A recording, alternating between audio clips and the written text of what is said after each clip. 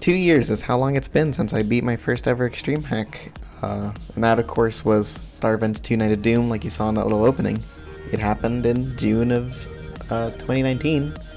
It was awesome. It was a huge grind. Beating it was like my first big Kaizo achievement, like I said. And I was super proud of it. Still am to this day. Even if I'm not super proud of that Let's Play. Don't watch it, it is some dog shit. And now, 2 years later, the game has come back to haunt me by the man, the myth, the legend Stan, who got me into the game in the first place. So this is Night of Doom, the perfect run. Hi, I'm Pluto, and today I'm going to be commentating it. So what exactly is this hack? If you've played Mario Galaxy 2, you're probably familiar with the perfect run in that game. If you're not, it's the last level. It's a level that's hard by Nintendo standards, so it's kind of difficult if you've never held a Wiimote before. The gimmick is that it's a bunch of different sections that you only get 1 HP for. It's pretty tough, and yeah, that's pretty much the gimmick. And Night of Doom Perfect Run is that, but for Night of Doom. Of course, it's not actually original sections based on Night of Doom levels, it is just straight up Night of Doom levels. So, what we have here is a series of 10 Night of Doom levels in a row, where we're only given 1 HP to get through all of them, and we essentially need to get to the goal in each of them. So we can move on to the next section. So we're starting out here with the Course 5 section. The goal of the Course 5 section is to get to the castle. However, in all of these sections, you're going to notice that there are some barricades which are going to prevent us from being able to go directly to where we want to go. So instead, we're going to have to take some creative routes. So as you can see, we have to do the Windy Bridge, which I fucked up there for a little bit of a ground pound, which was a bit of a blunder, but not a huge deal. As you can see, there are some changes. Instead of chakyas there has been changed to be swoopers and chairs. So it's not the exact same as the Night of Doom levels. There are object changes, and there's some pretty interesting ones at that. C5 here adds that piano with the warp, and adds these chairs. Just a hint of extra difficulty, so that way it's not exactly the same as the Night of Doom version. Climbing up the slope, and we're already nearly done with the Course 5 section, actually. It's pretty simple. It's the first of them, and it's mostly meant to be an introduction. Climbing up the slope like this is a bit annoying, but that's pretty much it. Get to the top here, and now all we need to do is just get to where King Boo was, which is back here, the back door. Fun fact, if you guys know the star placement that sucks in Night of Doom Course 5, the reason for that is because Mr. Eyes changed the locations of Big Boos, and it wasn't supposed to be like that, but a playtester found out it was possible. Anyways, we entered our pipe, and boom, here we are, Course 7. So, Course 7 is a bit of an interesting case, because this level in Night of Doom, if you don't know, has a wing cap. And if you don't know, the number 1 law of the wing cap is that if you put it in your level is going to have some cheese in it. Unfortunately, Brodude made this hack before Moses came down with that commandment. I guess that was the 11th one that was on the mountain or something, and he just forgot to bring it down. But regardless, yeah, that has been removed. There are no more wing caps, only pain. So instead of flying throughout the level, we are going to play intended. Now it is worth noting that there is a cheese in this section where you do some firsties on an alternate path, and it lets you climb to the top. If you want to see it, check out Katsu's video, the light version. If you don't know what the light version is, it's the same thing as this, but you get checkpoints in between each of the sections because, yeah. If you can't tell, we're doing this without any checkpoints because we're Sigmas, Sigma gamers or something. We don't, we don't fuck with the betas and the omegas and the fucking gammas. I don't know. Listen, okay? You're in the presence of some gamers right now, okay? So don't question my stupidity.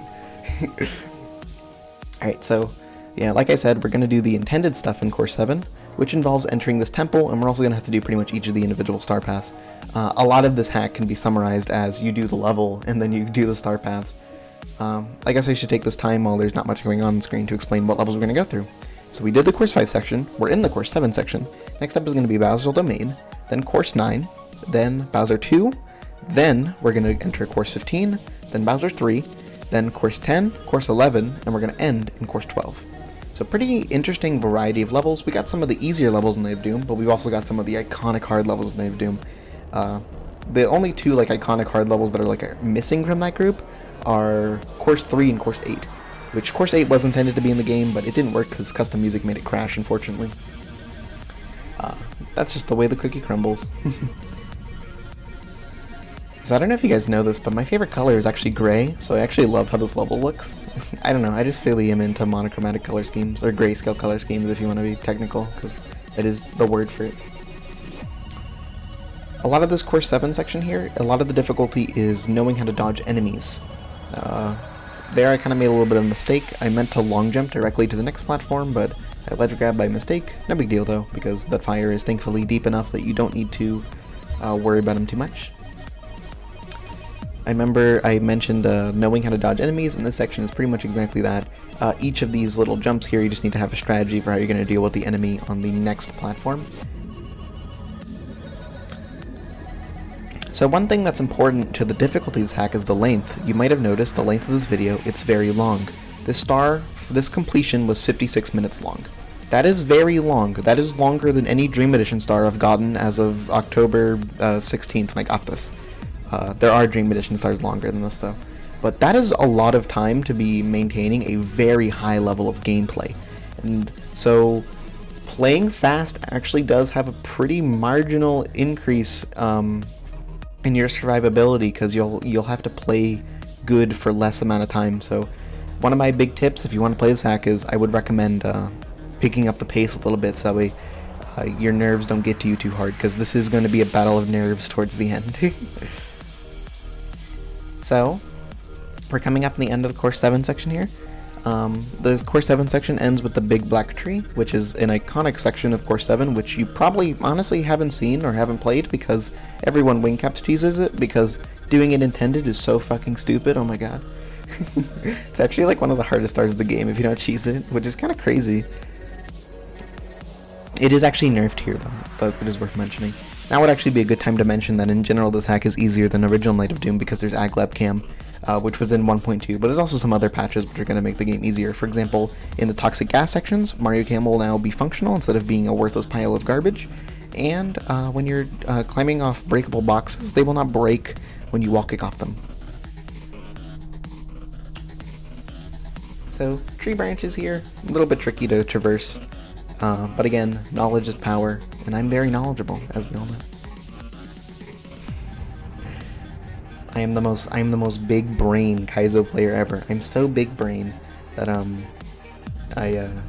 don't know. I'm trying to make fun of myself here, but I can't think of a way to make fun of myself, so I'm just gonna call myself awesome because confidence is cool.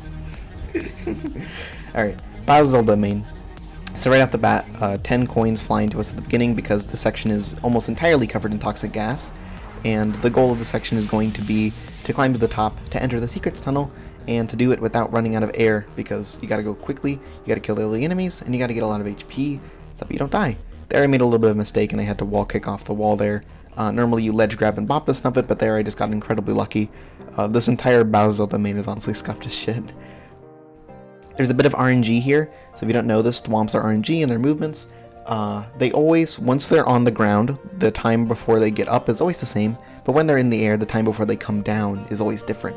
So you do need to, nothing in this hack is RNG really, like you'll never get fucked over by RNG, but Thwomp RNG does exist, so you do need to play around it a little bit. Another mistake is coming here, where I'm going to get hit by a snuffit into a pipe, which is going to leave me with only 6 HP. I meant to ledge grab there and press Z to fall off the ledge, but unfortunately did a ground pound which suspended me in air. Not the optimal play. So I kind of needed to haul some ass here, and thankfully I played really well there, avoiding ledge grabs, perfectly maneuvering around the tight platforms to perfectly land. Very, very beautiful. Unfortunately, that was some money bag tier RNG in that Snuffit, so those coins kind of went everywhere. Snuffits only dropped 2 coins, and unfortunately this box only contains 1 blue coin. It does not contain 10 coins, so that's a little bit problematic. But not a huge deal. We can just get up on top of the tower and bop the Snuffit, and get on top of the pole. So this might be a hot take. Toxic gas ends here. This might be a bit of a hot take, but I truly believe that toxic gas is underrated. I know that's kind of a like sacrilege because everyone hates toxic gas for good reason. It's often used in really dumb ways, like in this game. But I don't know. I like time like challenges here and like having to essentially like go fast because it's not really something that's explored in Kaizo.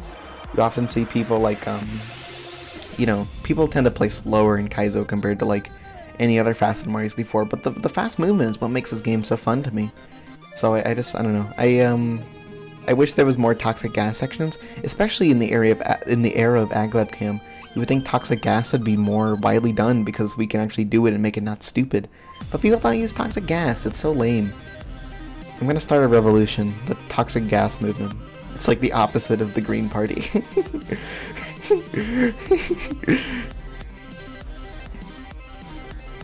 Alright, so unlike Core 7, which removed the wing cap, this section adds the wing cap.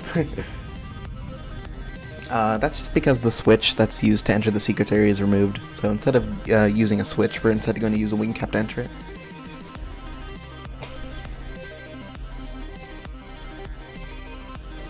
So one thing that's worth noting is that this hack has quite a few invisible walls, not just because Night of Doom has a bunch of invisible walls, but it is important to know where they are.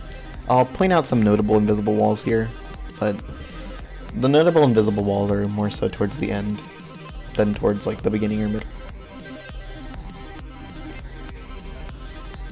So we're gonna enter this tunnel and there's a bunch of bullet bills. Bullet bills are pretty cool. They're not used very often. Fun fact, when I was doing Dream Edition Course 13 120s, my worst death died to a bullet bill. It only hurt a little bit. It hurt a lot. Alright, Course 9 section. This section is interesting. For one, Course 9 is always a stage that I thought was kind of underrated, especially in terms of atmosphere. I just think it's such a pretty stage. Like, again, gray is a color I like, and also just, I don't know, I like icy stages, and I really like the theming of like an abandoned mansion that's like kind of upside down. In terms of the actual challenge here, Course 9 is kind of like the last defender of the sacred intro or something. Pretty much any attempt that gets past Course 9 is like a real attempt. You can even see on the right hand side that I have a counter for attempts that get past the Course 9 section. S4 stands for Section 4. This is the fourth section. And each of those little things there represents how many times I've died to the sections after that. I wanted to keep tally of that because I had a feeling that I was going to die a lot after this section, and I thought it would just be cool to keep count. They were a bit irrelevant, which I'll talk about more later, but you know, for now let's actually just get into the Course 9 section. So, first destination we're going to is the Invisible Maze here, and it's being loitered by a couple enemies here, but they're all pretty avoidable because it's a large open area. Just gotta know where to go. Now we're gonna get into the meat and maybe even potatoes of Course 9. We have this little area inside the actual manor. So first things first, we gotta dodge some heave-hos. Nothing too difficult. I do turn the camera there to look at the top heave-ho to make sure he's in a good position. If he's not in a good position, that's okay, there's a backup. But speed is key. I think I've talked about this before, but the faster you go, the less time you have to be nervous, so.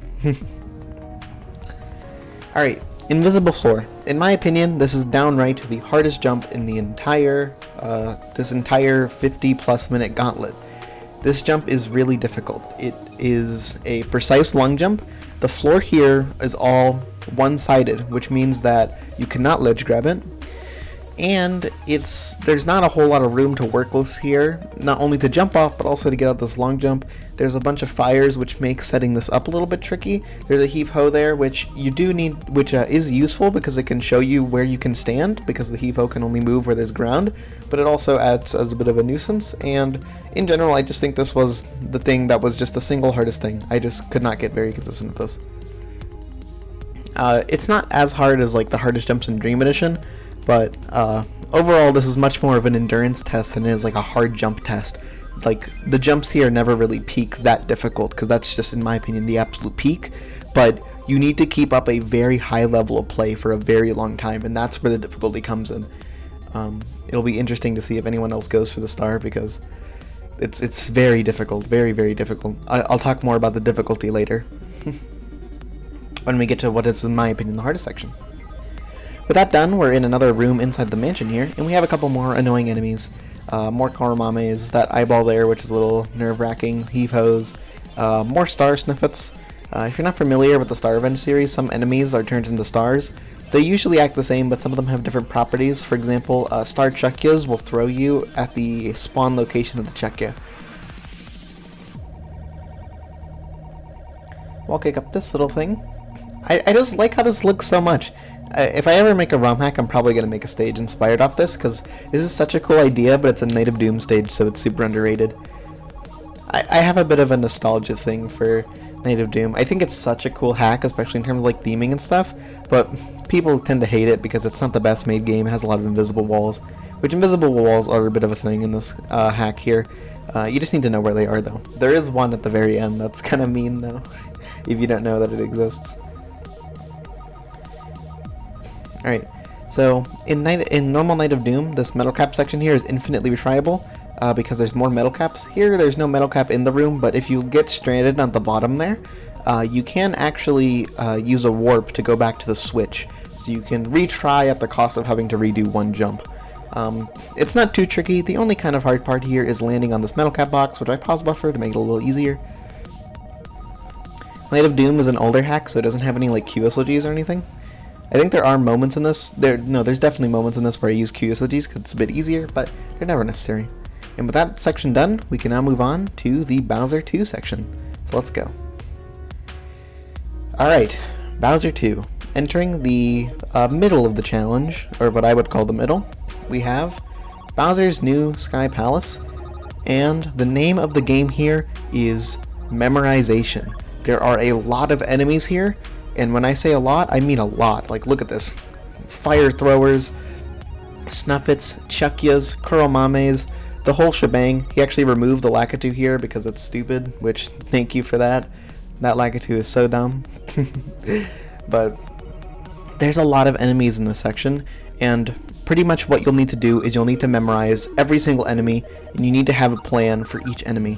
It's a little annoying because it's not a whole lot of like on-the-fly thinking and skill. It's more like planning, and you might not be into that. Personally, I'm not the biggest fan, but I also don't mind it that much.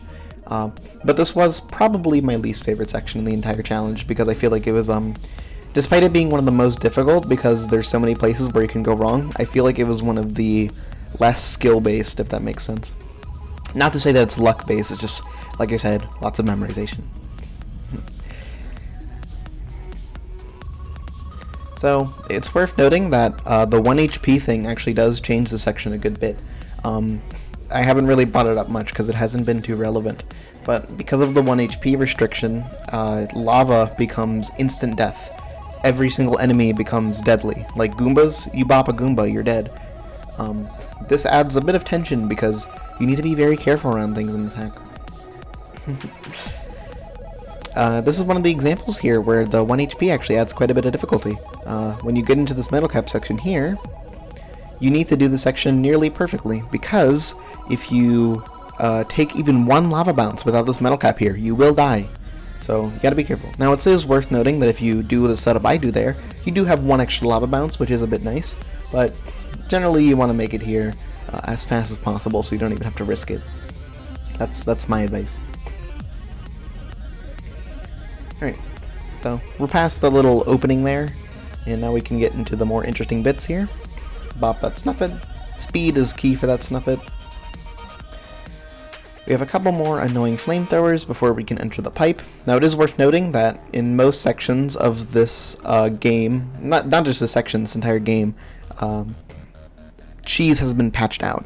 So instead of being able to just cheese this whole section here and skip it all, we are going to have to go down the intended route.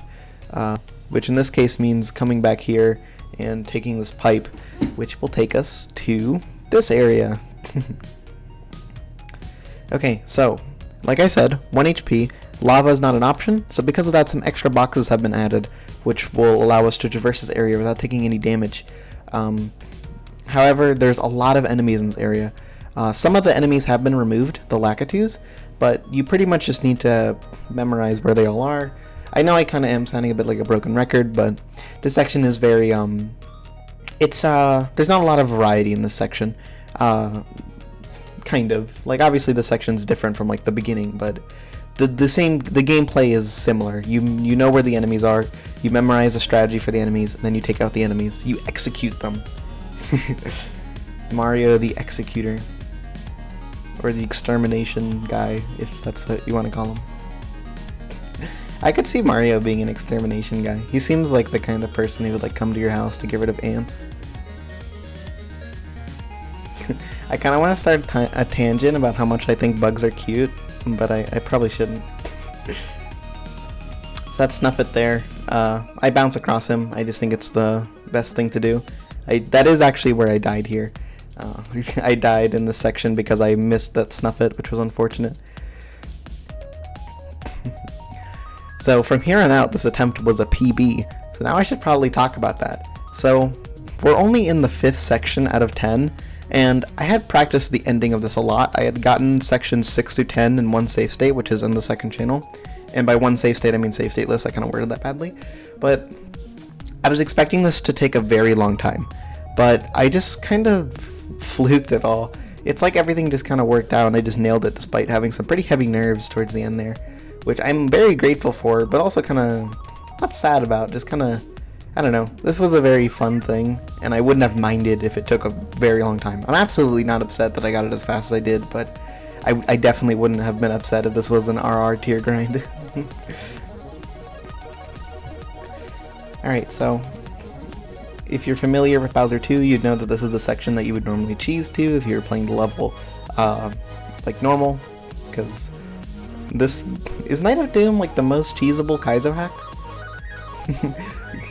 I want to start like a debate in the comments, like what do you guys think is more cheesable, Extreme Edition or Night of Doom?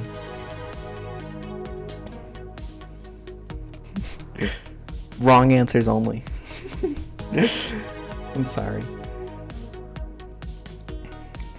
Alright, so coming up on the end of the section here, we have this little double dragon here. I love saying that whenever there's just two of the same thing next to each other. Just gotta line that up so that way they come at different intervals so that way you can safely get across. Hit the switch, and this summons some boxes which will allow us to get the metal cap, and again we need the boxes because we cannot take damage because 1 HP. And with that, we are going to take this metal cap and we're going to go into the Discolored Madness section. Just gotta get across here. I think I was told by Stan that there was an invisible wall here, but I never hit anything. I don't know. Maybe there is. There probably is. Stan's a smart guy. And when I said the Discolored Madness section, I actually meant fuck you. We have to do the key. Yeah, that's right. You get past the fucking B2 section, you don't get to be done with B2. Nah, you gotta do the key. This key is so stupid. I kind of love it though. So we have this little slip and slide here, which is this inspired on the pyramid level in Star Revenge 1? I wonder, because that's not in Night of Doom, but it would be interesting if it was inspired based on this. I don't know. Food for thought, I guess. But regardless, this key here is a bit changed. Mostly it just is a bit extended, but all the enemies are the same. Similar to the actual keys in Night of Doom, it is extremely difficult if you don't know what you're doing, and extremely easy if you do know what you're doing. So, Mabel advice of the day, number 13, or however many we're on, learn your shit, okay? Be intelligent. Have intelligence. Alright. So this button here doesn't actually summon any boxes, despite what it may seem like. It's just there to get across to this box. I do a side flip for this one, but this one's actually a bit closer, so a double jump is enough. Side flip might overshoot it, that's why it's not ideal. And now for this next part, all we want is a bit of a setup to get across. I wait for the bullies to be facing Mario a little after they face Mario, and then I do a crouch in the corner here, buffer the up input, long jump, and then just hold straight up here and just jump across. You don't have to worry about the chain jump too much, he won't really bother you. Come across here, and normally if this was Night of Doom we would have to fight, I think it was the big bully that you need to fight in this area, But this is not Night of Doom, this is Night of Doom Perfect Run, so instead we're going to have to reach the pipe, which we will access by taking this little box express, because apparently this is giving me some hard Stars of the Beast vibes. And this is giving me some Stars of the Beast 2 Wiggler flashbacks, because oh my god, the Wiggler in Stars of the Beast 2 was the worst thing to learn when I speedran that game. I should speedrun that game again, it was fun. Maybe if I start cheering again. Alright, so, first half complete. With that, we can enter the second half, and we start immediately with the hardest stage in Night of Doom in my opinion, Discolored Madness. This is a stage that's so hard that Aglabcam doesn't even make it, well, it makes it quite a bit easier, but I think even without Aglabcam it's debatable which stage is the hardest, but with Aglabcam I think this is definitely the hardest stage in Night of Doom. And it's pretty brutal, this section. There are a few enemies removed because they're kind of difficult to dodge, especially with 1 HP, but it's mostly just C15 reds, but literally just longer. Because, well, I don't think it's longer, but you do have to do more jumps. So, having to do C15 intro is actually pretty interesting because normally C15's intro is the kind of thing where you just throw yourself at it and you don't really care because it's the intro to C15, so it doesn't really matter how long it takes to get past it. But here, when it takes like literal, like, what is it, 25 minutes to reach it, there's a lot more pressure to actually like play the game well. So it adds an entirely new dynamic to this intro, which I think makes it more interesting. And now that we're in the hardest stage of Night of Doom, now would be a great time to talk about the difficulty of the star. My opinion on this might change, but in my opinion, this is my 5th hardest star. So my top 5 would be, in order, this, the number 4 would be C13 Reds in Dream Edition, then RR Reds in Dream Edition, Final Tragedy Star 5 in Dream Edition, and then C14 Reds in Dream Edition. So yes, that means that this kicks Dream Edition Bowser 2 out of my top 5 hardest stars, which is pretty insane. I've been having a bit of fun thinking about star comparisons recently. It's used to be something that I really didn't like, but I've kind of been like introduced to a new way of thinking about it, which has made it like, I still don't care about it that much, but I've been having fun with it and like just doing it like 100% for recreation, not at all seriously. It's just fun to like think about what's just like the hardest things you've done, I guess. Especially when I'm so proud of some of the things I've done. That's just like, it's just fun to like look back on some of my things. And this is one of my favorite accomplishments I've done. Like, this is like probably my 2nd favorite accomplishment behind C14 Reds. Because like C14 Reds was literally me getting a star that was like basically impossible for like years, like literal years. This is like, this is just fucking cool. Like, this is my first extreme hack, like reliving my first extreme hack in a way that it's like super fucking insane and hard for me even today. And it was made by one of the 2 people who inspired me to get into Mario 64 in the first place. Well, not 2, 3 actually. But like, this is so fucking cool. Like, I don't know, I just love this accomplishment so much. It's just like, I love endurance stars, I think they're really cool. And I don't know, I'm being a bit of a nerd here, but I love this idea for this hack. I love the execution of it, and I love having this. This is so cool. So, done with the Star 3 part of Discolored Madness, we're going to head into the Star 1 path. Specifically, we're going to go to the warp where Star 8 would be normally. If you're unfamiliar with Night of Doom, Course 15 has 8 stars because it just be like that. Truth be told, it's meant to be an extra star that's hidden in B3, but you can only access it through C15. If this sounds familiar, there's something similar in KBR2.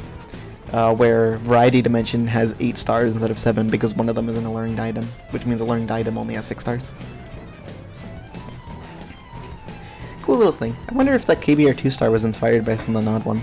I think it's a cool idea. A little fun fact if you don't know this, the reason why that sign at the hidden B3 star in Night of Doom says it's the 151st star, it's because Bradu counted stars wrong. He intended for Night of Doom to have 151 stars, but it ended up having 152. I guess he's just bad at math. Alright, so that allows us to skip the lava staircase, which we can't cross because there's no more metal cap. I pause buffer this input because it's kind of unclear where the wall is, so I just think pause buffering that makes it a bit easier to tell, just in case I miss it, but I did find a pretty consistent visual key for hitting it. I don't actually remember Star 1 of Discolored Madness that well, so I don't know how much of this is different. I'm pretty sure this ending is different. It is worth mentioning that if this looks different from the Night of Doom Perfect Run you're familiar with, that's because I'm playing on 1.1. 1.1 nerfed 2 sections. It nerfed the Discolored Madness section, which is this one, and it nerfed the Destroyed Star Boulevard section, which is the next one. I don't know how hard it is before those nerfs, but apparently it's like ridiculously hard and like super duper impossible. Which, like, this is, for reference, the C15 and B3 sections in this are already like by far the hardest things. So, like, when you don't nerf them, I imagine they're like insane.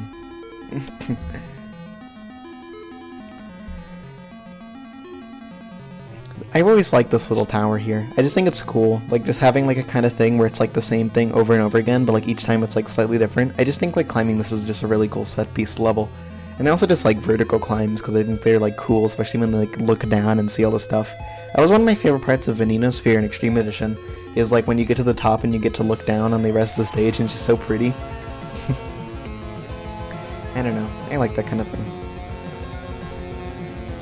None of these sections are too hard, but for this one I do play it a bit safe, and by safe I mean I use the baby bitch strats, which are to do QSLGs here, instead of doing the triple jump dive. So this section, there's like a trillion different ways to do this, but the way I do it is I triple jump dive on top of the thwomp. It does require a bit of RNG though. I just pause buffer to check if my RNG is good enough, and then I go for it if it is.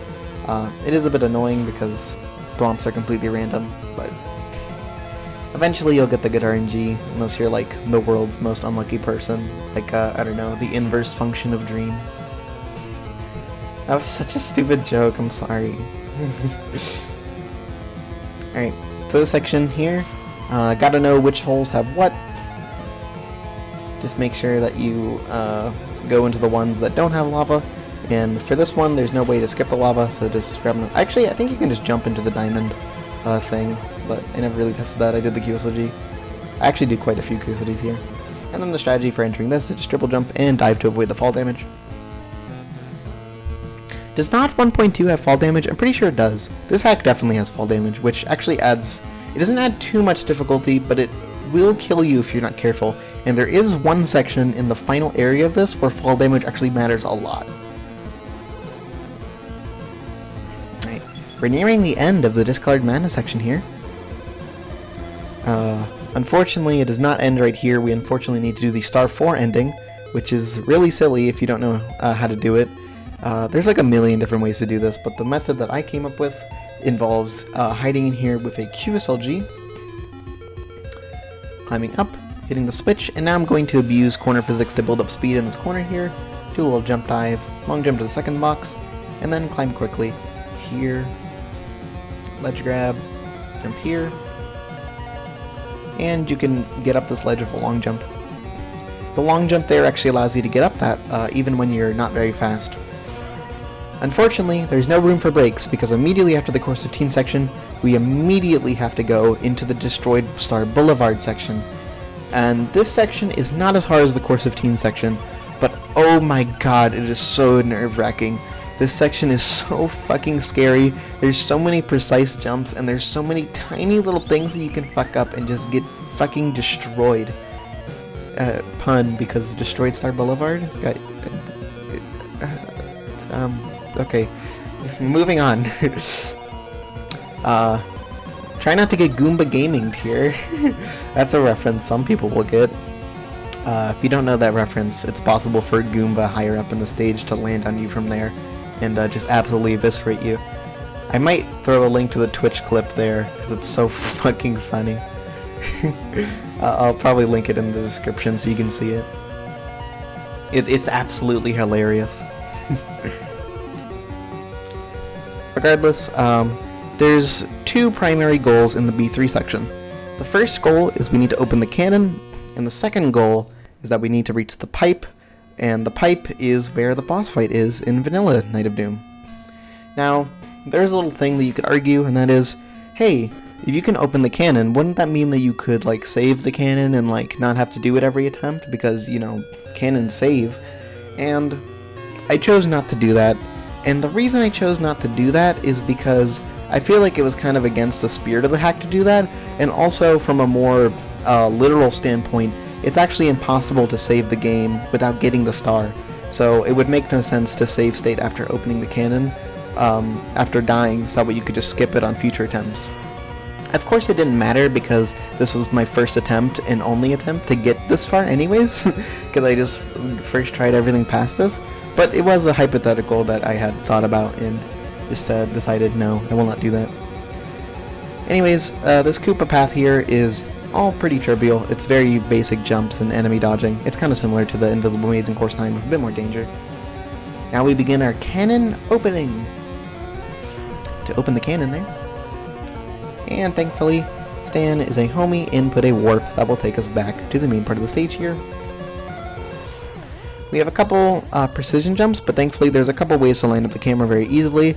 Out of the warp I span D-pad up, and that lines up the first jump, and then I press D-pad down, and that happens to line up with the second jump. I got a little unlucky with that Goomba there. That Goomba was way closer to the second platform and almost got me burned by the fire. That would have been a very tragic death, but thankfully I wasn't that unlucky. But that was a bit of a scare. Now we have two jumps here that are actually quite tough. We have to do some pretty precise triple jump dives to get across these platforms. Yeah. That's about it. There's nothing really super special about them. You just have to triple jump dive across them. There's really nothing too notable for a while, so I'm going to talk about something about this hack here that's a little interesting. You won't be able to hear it because I'm playing my own music, of course, but it is worth mentioning that this hack actually has custom music. Every single level here has a different song than the Night of Doom version, which is pretty nice because Night of Doom music isn't the best. The hack came out in 2013. Brodude has improved a lot when it comes to music selection and also just his MIDIs that he uses in general. I like a lot of the choices. None of them are like bad compared to, especially when you compare to Night of Doom, with like Course 11 and Night of Doom is kind of a meme because you can only hear it in your left ear. But besides that, this is just like I really like some of the music choices, especially the Rainbow Drugs area has a great song choice. It is a song that I've actually wanted in a ROM hack for a while, so it's nice to see it finally get in there. Shoutouts to Asbeth, because apparently Asbeth was the person who made all the music. He did an amazing job. They're all very good. I like them a lot. Alright, homing up there is a little tricky. The trick to dodging him is just to go fast, so that way he despawns before he can kerfuffle. I don't know. Is that a word people say? Do people say the word kerfuffle? I don't know. It's a good word. So we have some precision jumps here. Precision jumps that aren't really too difficult. This one's a little thin, but pause buffering works, and also you can slow down enough because they're pretty close. The main thing that makes precision jumps like this difficult is when the platforms are far away, so you need to like come in with like a bunch of speed. But for these, you can very much like come to like a complete stop before landing, so you'll be fine.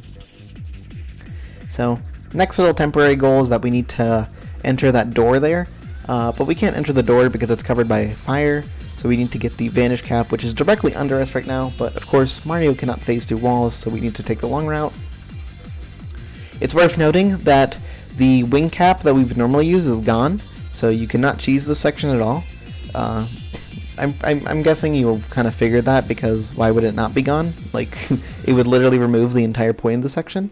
But, I don't know, it's just important to note that, like, yeah, the wing cap is very much gone. So, jump down here. If you're not really super familiar with Night of Doom, you might not have seen the section before. I've never seen the section before, because I've actually never seen B3 Intended before now. I always just skipped it because it was stupid. And it is quite stupid. So, get the Vanish Cap, and go across. So, now we're going to enter this door, and hit the switch. And the switch will summon some boxes outside.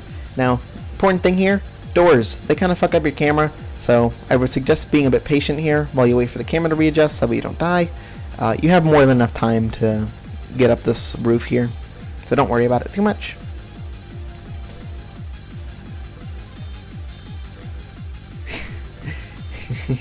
And with that done, you can now enter the cannon, and we can enter the final act of the 7th act. Is that like a... like a sub-act? I don't know.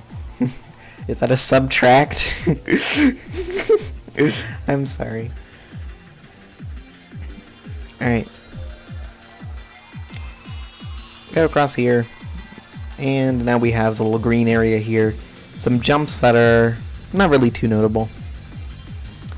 Wait for the heave-ho because the heave-ho is kind of on a small area. And that Goomba is going fast. Goombas are fast, by the way, if you don't know that. If you let a Goomba do its thing, that thing is gonna come in you, or come at you like a fucking bullet train.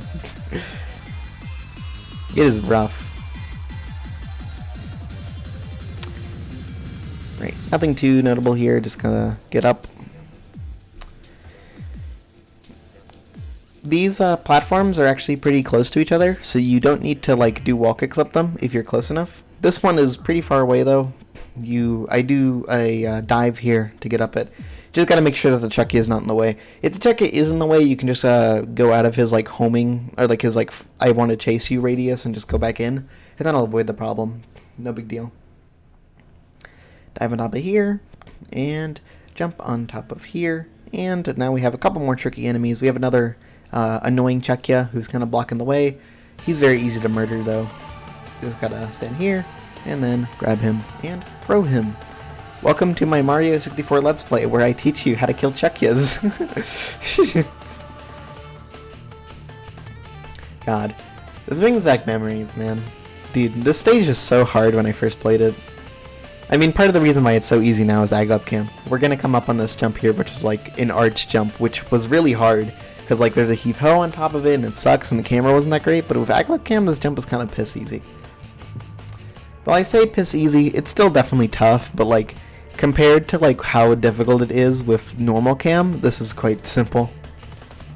I do some baby strats here, and I do a chain long jump instead of a normal long jump to enter the arch. Not just because I'm scared.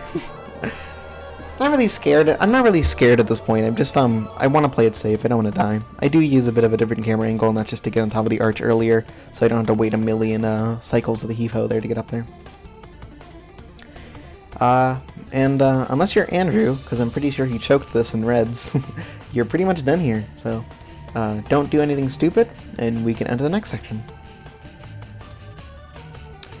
Just go across the Ouija's here, and enter the pipe. Alright, it's time for the end game. We're in the end game now. We have sections 8, 9, and 10, which are Tricky Towers Trials, Dat Letters, and Rainbow Drugs, all back to back. Starting with Tricky Towers Trials, we're going to start in the red tower, and our goal is to get to the green tower, and climb up that to enter the blue tower to finish. So, little strat here I made here is a slide kick, which happens to line up perfectly.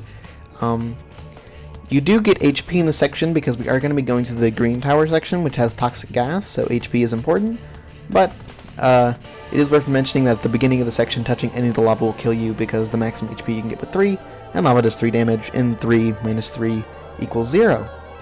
Math. Right, get the metal cap here, long jump across this. For safety, what we're going to want to do here is we're going to want to get this upcoming vanish cap while we still have the metal cap. That's just going to give us a bit of insurance, that way if we fuck up the precision jumps here, it's not going to be a huge deal. I'm pretty sure in this attempt I do manage to make it in time. Yep, perfect. So here I have both the metal cap and the vanish cap, which means that if I fall and land in the lava, I'll be fine because I won't have the metal cap. This section is quite forgiving. However, this next section is not as forgiving. Green Tower. Green Tower is infamously difficult in Night of Doom, mostly because the camera sucks. It is worth noting, I think I've mentioned this before, but this hack does have a patch, which makes it that way Mario Cam actually works in the toxic gas, and that's why I'm able to enter the toxic gas area in Mario Cam without having the camera do a little top-down, bird's-eye view, cinematic, IMAX, HDR, 4K experience perspective. That was so many words. So this is kind of similar to the Basil domain section, except it's on crack. You have to essentially climb up this very lengthy tower, and you need to know how to do all the jumps in it, and you got to kill the enemies. There's not as much variance in this compared to the Basil domain section, because the Basil domain section had a lot of like different types of jumps and stuff and different types of enemies. This is mostly just killing Snuffits and Scuttlebugs until you get to the top here. I got a bit of tricky RNG there with that Snuffit. All the coins kind of went to the side, but thankfully that coin box has 10 coins, so you can get a clean HP refill. And here we have the one and kind of last hard jump in this entire thing. These boxes here, getting on this last box is pretty difficult. You can do a QSLG strat, but I'm not the biggest fan of it, so big triple jump dive for TWDE. I wish I could play as TWDE in this game. I love TWDE. TWDE's my main in Mario Maker 2. I want to play Mario Maker 2. I should renew my Nintendo Switch Online subscription. It's so stupid that Nintendo made their online a paid service when they're not even going to dedicate servers to it. It makes me so mad. Like, it's so bad. Like, I wanted to get into Smash Ultimate and, like, play the online, but it's like every other game, there's, like, some fucking dude who's playing in his fucking McDonald's. And it's like, can't, like, come on, man. To be fair, my internet's kind of dog shit, and I don't have, like, a thing to connect it to, like, good internet, so I shouldn't be complaining, because I'm probably the lagger in some of those situations. But that's not how victim mentality works, okay? Let me be a brat. Alright. C10 section's done here, and we have plenty of HP to spare. And into dat letters. This is my, I think I actually said the B2 section was my least favorite section, and that's true in some aspects, but in terms of the section that annoys me the most, it's probably this one. So this section is very similar to the B2 section in that it's a lot of memorizing jumps, but this doesn't just have memorizing enemies. But this doesn't just have memorizing enemies. It also has memorizing some invisibles. There's quite a few of those in this, and also you kind of have to memorize some jumps and stuff. Overall, it's just not my favorite form of difficulty. I think dat letters is kind of a stage that most people can agree isn't the most fun thing in the world. I do hit the ceiling there, which was a bit scary. Thankfully, I didn't die though, because I never die. Roar, hear me roar. I'm a big scary monster who never dies or something. I don't know. I'm trying to do something here. It's not working. No Wiggler to be found, unfortunately. Wiggler is gone. Which is unfortunate. I think Wigglers are cool.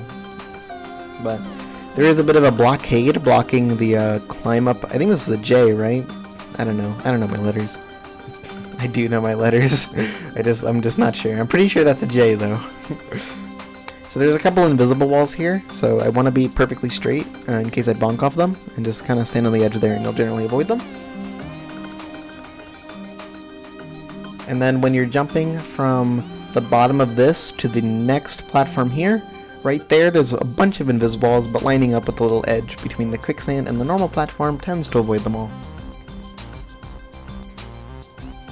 Here I just try to play it safe. I don't want to go back too much because I don't want to like hit an invisible going back and like scare myself.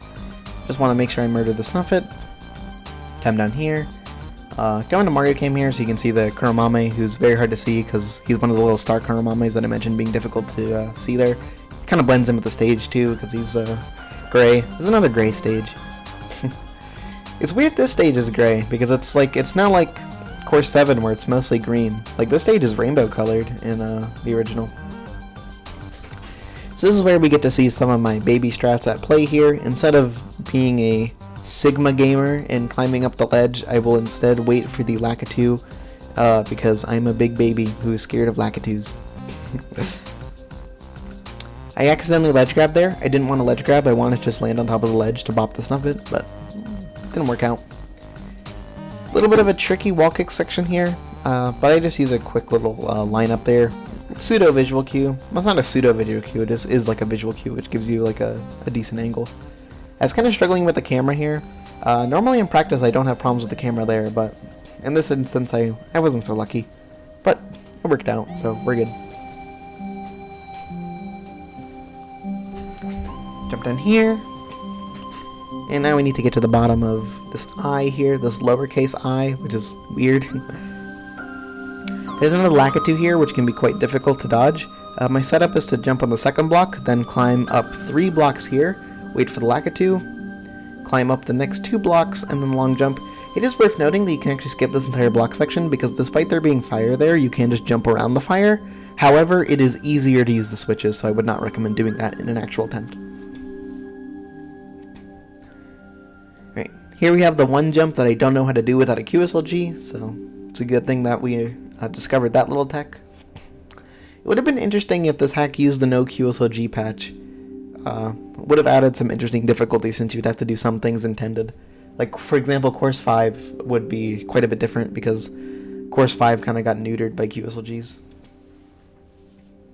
I stand under the little mini T here, and that just allows me to avoid getting spinied if the Lakitu throws a spiny at me. The rest of the dat letter section isn't too bad. I'm just gonna climb up this these final few letters. Thankfully, we don't have to do the really difficult part of the stage, which is the A and the B, which are quite difficult. One could even say it's a bad B. That's an inside joke for someone. They'll appreciate it, I promise. Just gotta watch out for the Snuffit, because again, or not the Snuffit, the Lakitu, because again, its spinies can bop you. And right here, I want to pay attention to the Snuffit there, because I want to go when it's moving away from me. And you can triple jump dive directly onto the S here, but I don't like doing that. Instead, I like to kill the Lakitu first, and then triple jump diving, because if you don't, then the Lakitu's at like your height, and then that makes it really awkward. So you don't want to do that. Jump around, watch out for the invisible stuff, and entering the final section. Boom. Alright, enter in Mario Cam, because you want to kill that Snuffit immediately, because if you don't move, that thing's going to murder you, which is a very mean thing to put at the very end. There is no Vanish Cap at the start of this, which means that we need to do the Vanish Capless strat, which isn't too hard, you just need to jump around the fire, but it is quite precise. We're here in Rainbow Drugs, and there are no pipes. There are no pipes to reach. The only goal at this point is to get the star. The star is located where Star 3 is, in the other top of the galaxy. So, let's get there. Now, the first warp is unfortunately gone, or not gone, it's moved. So we'll have to take a bit of a pilgrimage to the local town here. The town of red coins, or something, I don't know. So we have a couple of precision jumps here, which are a bit tricky. Pause buffering is the name of the game here. And this ledge here has some pretty janky collision, but thankfully you can avoid it by just backflipping on top. Easy peasy. This warp sends you in this little area, which is a bit awkward, because this is not where you would normally be. It's behind where you would normally be. So we need to get around that little problem by maneuvering around this little wall here. Once you're past this first warp, the Rainbow Drug section is quite simple. It's not easy though. The big thing that at this point was nerves. I was getting the thing again where I couldn't feel my hands because of nerves. A large reason for the nerves is because of how big of a fluke this run was. Like I said, this was only my second attempt past the Course 9 section, and it was my first attempt to get past the B2 section, not including the key. So I first tried so much of the start up to this point that it was like, I was really nervous. Because I knew that this was going to be one of my best attempts to get the star, like, ever. Because, like, once you're past the first warp of Rainbow Drugs, it's like, there's not really too much difficult after that.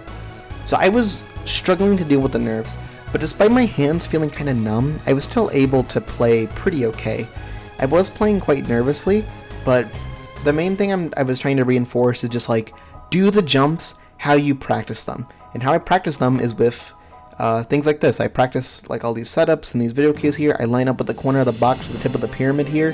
This lines me up so that way I can just move perfectly straight on the rainbow platform, which is necessary because there's a homing amp here which kind of gets in the way.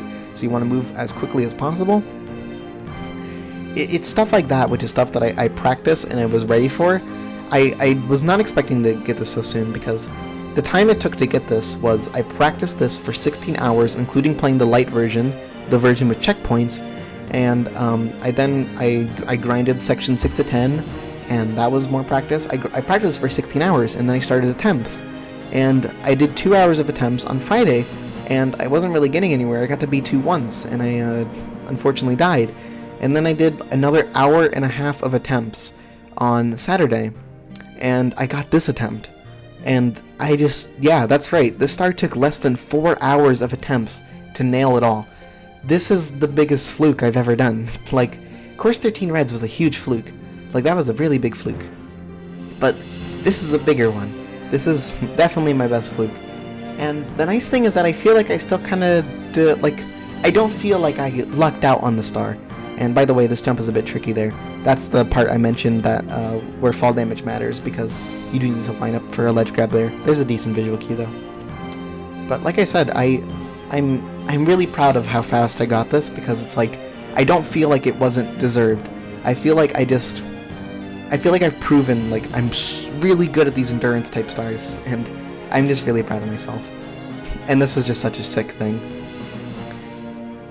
Right there, I dodged an invisible wall. The way you dodge is just hug the right. And I'm going to switch back to the raw audio here, so you guys can see me and my friends' reactions, because I did this in a VC. I really hope you enjoyed this commentary. I hope you enjoyed the music choices. I hope you enjoyed everything. I hope you enjoyed this accomplishment, especially people who aren't big fans of Dream Edition. And I'll see you guys all in the next video. Bye-bye.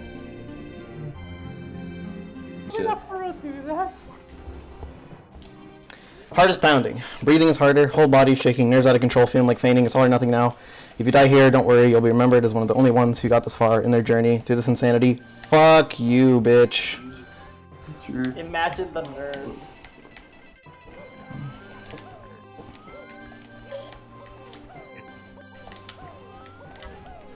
I'm sorry. I don't know if anyone heard that, but that was. Yes, I did. Yeah, I got music, yes. No, the fucking Kahoot theme. Oh my god. Kill the Chakya. Kill the Chakya. I will. Final jump. Oh my god. First we line up for the final jump. Then we do the final jump. Okay, Ben Shapiro. Okay. Oh my god. Let's go. He just shot. What the fuck was that fluke, dude? What the fuck? Harder than RR, by the way. What the fuck, dude?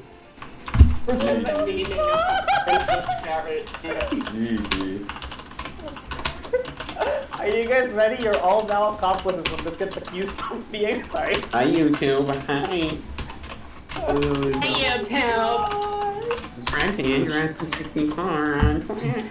Holy shit, dude.